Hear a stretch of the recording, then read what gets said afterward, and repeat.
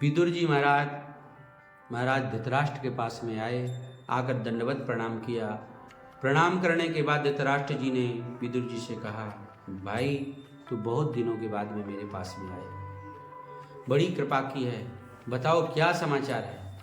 विदुर जी ने कहा, सब समाचार ठीक हैं, पर आपके भाई के जो बेटे हैं पांडव, वो बहुत दुखी हैं।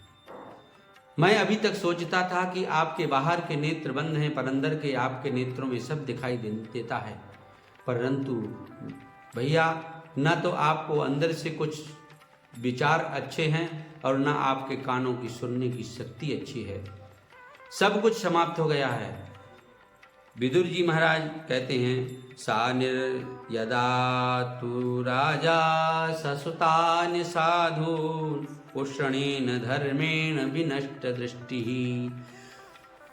भैया, आपकी बाहर की दृष्टि तो थी ही नहीं, पर आपकी विनष्ट दृष्टि, आपके अंदर की भी दृष्टि समाप्त हो गई है। इसलिए आप अच्छा अपने भाई के बेटों के साथ में नहीं व्यवहार कर रहे हो।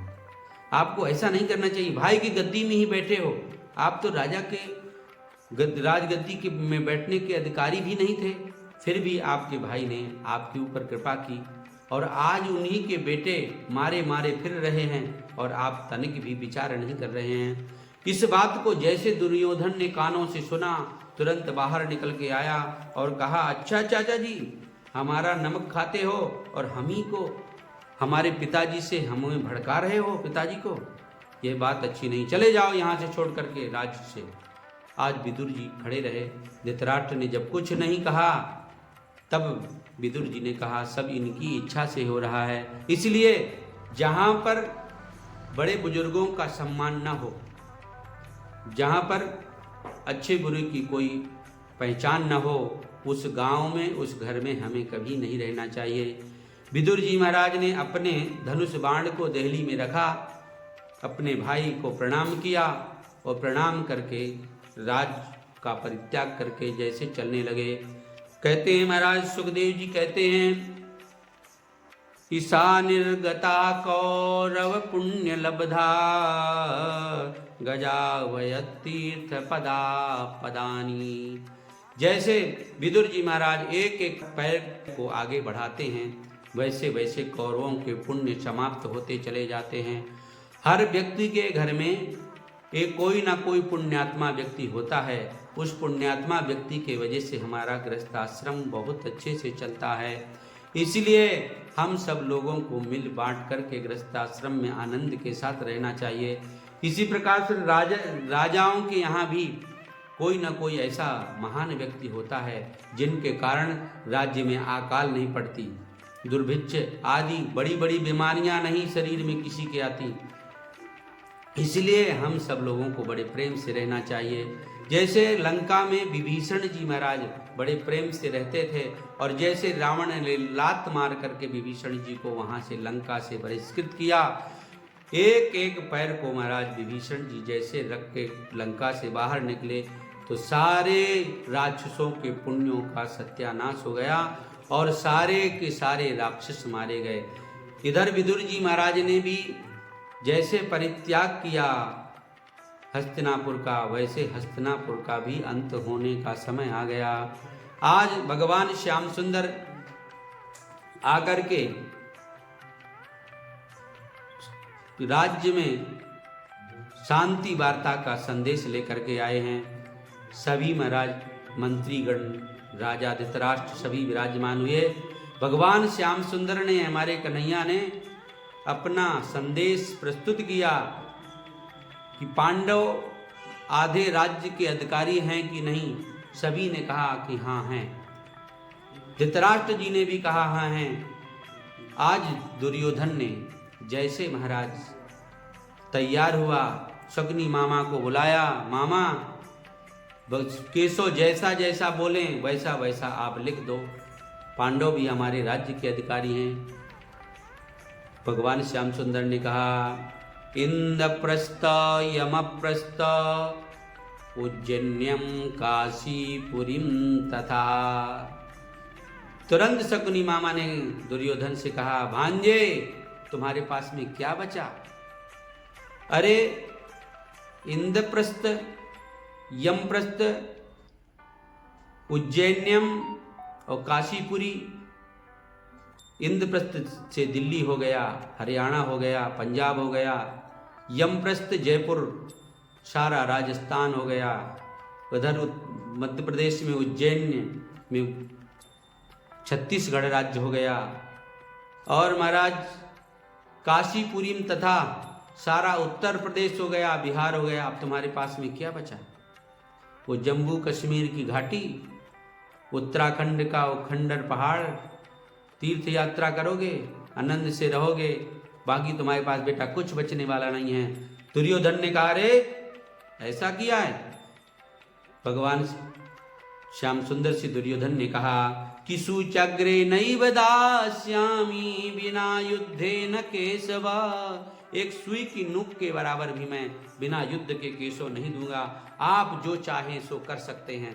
भगवान श्याम सुंदर ने कहा, अभी विचार कर लो, थोड़ा विचार करके सोच लो।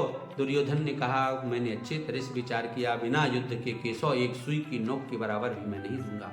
आज भगवान श्याम सुंदर ने कहा, ठीक है। दुर्योधन ने हाथ जोड़ करके प्रार्थना किया, प्रभु आपके भोजन के लिए माताश्री ने 56 भोग की तैयारी की है, प्रसाद ग्रहण कीजिए। भगवान श्याम सुंदर ने कहा, भोजन दो स्थिति में होता है, या तो व्यक्ति के अंदर भूख हो और या फिर सम्मान हो। ना तो मेरे अंदर भूख है और न तुम्हारे अंदर सम्मान की कोई भावना है, इसलिए मुझे भोजन की कोई आवश्यकता नहीं। वैसे भी मेरा तो निमंत्रण मेरी काकी के यहाँ पर, विदुर जी के यहाँ पर है। दुर्योधन ने कहा, अरे वो क्या भोजन कराएगा, वो भिखमंगा है, हमारे घर का भोजन वेतन पाता था, उसी से भोजन करता था, आजकल तो उसके पास सर्विस भी नहीं है, क्या भोजन कराएगा आपको। भगवान ने कहा, कराएगा मेरे काका, मेरे काकी के पास कोई कमी नहीं है, क्योंकि मैं भोजन उसी व्यक्ति के यहाँ करता हूँ जिसके अंदर भाव हो। भाव का भूखा हूँ मैं, भाव ही एक सार है, भाव से भजता मुझे वो से बेड़ा पार है। आज भगवान श्याम सुंदर गए और जाकर के काकी के यहाँ पहुँचे। विदुर जी महाराज जैसे देखे कि ये कन्हैया है और ये बहुत हठी है, ये बिना आए मेरे घर में बिना भोजन करे जाने वाला नहीं है, तुरंत थैला लेकर के बाजार में सब्जी खरीदने के लिए चले गए। इधर अपनी पत्नी से कहा, घर को झाड़ू बुहार लो, भगवान आने वाले हैं। तुरंत विदुरानी ने झाड़ू बुहारा और बुहार करके जैसे स्नान करने के लिए बाथरूम में गई, वैसे भगवान श्याम सुंदर ने दरवाजे में दस्तक लगाई, कुंडी को खनकाया है। जैसे कुंडी को खनकाया, तुरंत महाराज आवाज दी, काकी ने स्नान करके आती हूँ। कन्हैया ने कहा, काकी जल्दी दरवाजा खोलो वरना मैं चला जाऊँगा। आज अर्ध स्नान किए हुए काकी तुरंत आई, बाथरूम से दरवाजे को खोला है, कन्हैया का हाथ पकड़ के पूरे घर में घुमाया। भगवान ने कहा, काकी घुमाती रहोगी मुझे मकान में या बैठाओगी भी? आज काकी को ये होश नहीं रहा कि भगवान को मैं कहाँ बैठाऊं। पीढ़ा लेकर के आई, बाजोट लेकर के आई लकड़ी का, उसको उल्टा डाल दिया, कन्हैया से कहा बैठ जाओ। भगवान श्याम सुंदर मन में विचार करते हैं, ये काकी कर क्या रही है, सीधे बैठा पीढ़ा डालना चाहिए, इन्होंने तो बाजोट को उल्टा ही डाल दिया। तुरंत महाराज भगवान श्याम सुंदर बाजोट को सीधा किया, बैठ गए। काकी बड़ी जोर से भूख लगी है, कुछ खाने पीने का जुगाड़ करो। काकी ने मन में विचार किया कि कुछ तो घर में है नहीं, परंतु एक केले की पूरी घार की घार केले में लगी थी, वो एकदम पकी थी। काकी दाराज हंसिया लेकर के गई हैं और केले की घार को काट कर लेकर आई और भगवान श्याम सुंदर को केला छील छील करके खिला रही हैं। केले को महाराज गिरी तो गिरा देती हैं और छिकला भगवान श्याम सुंदर को पवाती हैं और घर की अपनी चर्चा कर रही हैं। भगवान श्याम सुंदर बहुत प्रसन्न हो रहे हैं। इतने में काका आए और काका आकर के महाराज तुरंत बोले, अरे पगली क्या कर रही हो, जिस पदार्थ को खाना चाहिए उसको गिरा रही हो, जिसे गिराना चाहिए वो भगवान को पवा रही हो। आज विदुर जी महाराज के आते ही भगवान श्याम सुंदर ने कहा, काकी अब मेरा पेट भर गया, अब मुझे नहीं खाना, भगवान तो मेरे प्रेम के भूखे हैं, इसलिए सबसे ऊंची प्रेम सगाई